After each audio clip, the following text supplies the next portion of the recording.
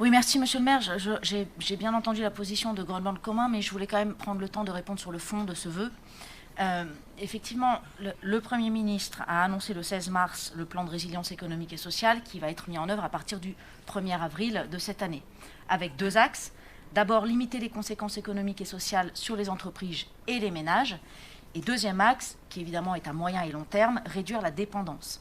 Ce choc de l'offre ne date pas de la guerre en Ukraine. Il ne faut pas se raconter d'histoire. C'est aussi dû à la reprise économique et la croissance.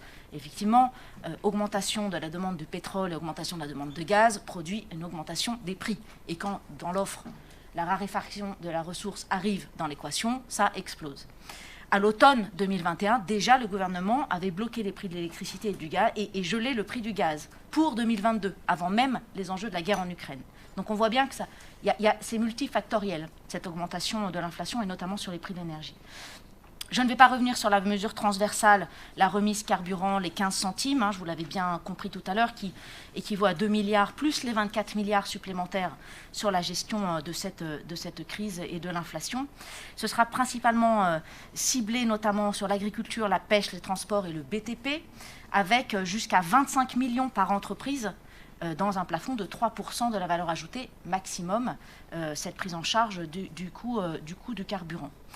Évidemment, les outils Covid sont maintenus et prolongés. La négociation sera possible jusqu'au 31 décembre 2022 au lieu de juillet 2022. Le PGE fonctionne toujours, le chômage partiel est toujours en activité aussi, ainsi que les reports de charges. Il me semblait important de le préciser.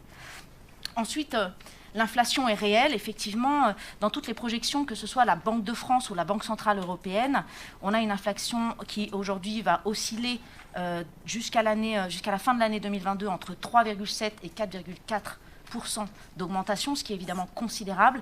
Mais ces deux établissements envisagent un ralentissement pour 2023 et jusqu'en 2024. Donc on voit bien qu'on a une gestion à court terme du choc de l'augmentation du coût de l'énergie et des matières premières, et à moyen terme, de réduire la dépense et donc de gagner en autonomie.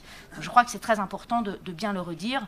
Redire aussi qu'il a été annoncé mi-juillet un complément pour les professionnels, avec pour les entreprises une aide pour le surcoût gaz et électricité si la consommation représente au moins 3% du chiffre d'affaires et s'il y a un risque de perte de chiffre d'affaires lié à ce surcoût énergétique, et auquel cas l'État prendrait en charge 50% de la facture du surcoût.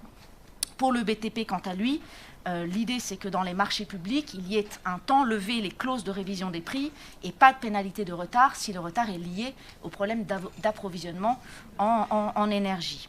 Voilà ce que je pouvais vous dire. Après, pour répondre très précisément sur le vœu baisse de la TVA, je m'en suis expliqué tout à l'heure et mon collègue l'a très bien repris. Je ne crois pas que ce soit la bonne solution.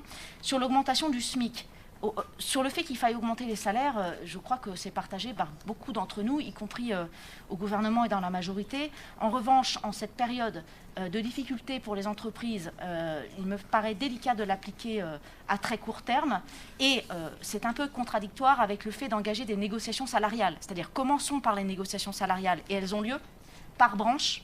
Donc ça, c'est important. Et ensuite, on verra sur la base des négociations salariales, si effectivement on rehausse le SMIC ou si c'est une revalorisation par branche.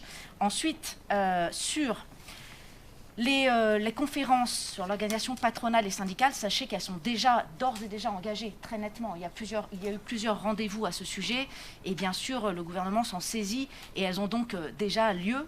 Et enfin, les représentants des associations des élus locaux, les élus locaux sont évidemment, comme la ville de Grenoble, très mobilisés sur le sujet. Donc je ne vois pas bien l'objet au final de ce prix. Et pour répondre à mon collègue sur le blocage des prix et le point d'indice, écoutez, le gouvernement n'a pas choisi de sortir du Covid maintenant, n'a pas choisi que la guerre en Ukraine se déroule pendant les élections présidentielles. Je vois là quand même un plutôt mauvais procès. Et concernant le blocage des prix, ce n'est pas une solution. Parce que si on choisit de plafonner à 1,40 € par exemple le litre, eh bien, sur plusieurs mois, au lieu de 2 €, ce qui est la valeur sur le marché international, il va donc bien falloir que quelqu'un paye.